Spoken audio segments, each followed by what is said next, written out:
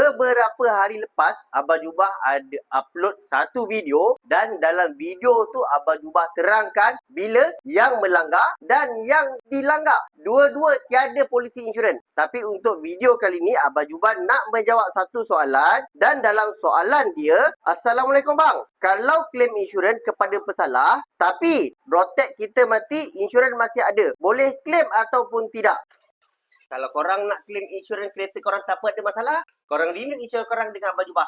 Jangan lupa DM. Untuk soalan dia ni, dia bagi tahu yang Rotex dia telah pun tamat tempoh. Tapi polisi insurans dia masih aktif. Jawapan dia masih boleh menuntut ke atas syarikat insurans. Sama ada insurans yang dia langgar ataupun insurans dia sendiri. Korang kena faham satu perkara dekat sini. Apabila Rotex korang mati ataupun tamat tempoh, ia adalah satu kesalahan undang-undang.